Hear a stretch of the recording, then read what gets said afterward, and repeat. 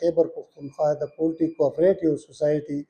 وایس چیرمن سید اکبر. اول خو زه د میډیا د ټولو ورونو ډیره شکریه مننه چې موږ له دومره قیمتي وخت راکړو. نن زموږ ایشو دا ده چې کوم زموږ مطلب د لایف سټاک ویلي ازلا کرپشن شوی دی د هغې په هکله چې کوم زموږ چیف سیکرټري صاحب ډېر شکرګزار یم، زه د هغې ډېر مشکور یم او هغې هغه 7.5 کروڑ روپۍ چې دي هغې بې نقابه کړي دي او ښکاره کړي دي او مطلب دا دی چې په دغه آینده زموږ د پولټري یا د ډیري سره یا د داسې قسمه ګپلي یا داسې قسمه مسایل مخې ته راځي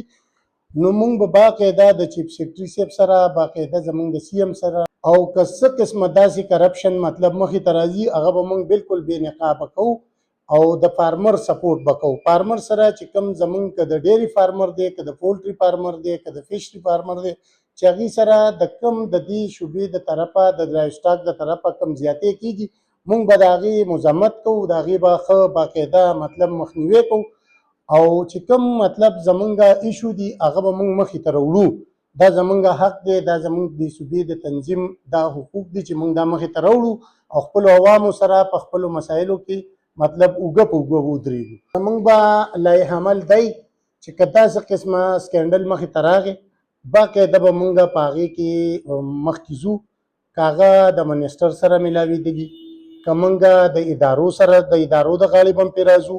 باقاعده به موږ د خپل فارمر تپوس کوو او دغه ایشو به موږ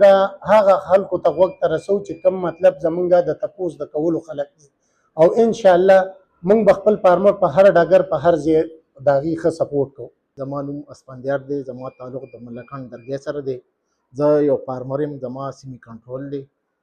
او نن سبا کم ایشو چې را روانه ده فارمر نن سبا ډېر لاسز کې روان دی. موږ د ګورنمنټ له دا دغه دی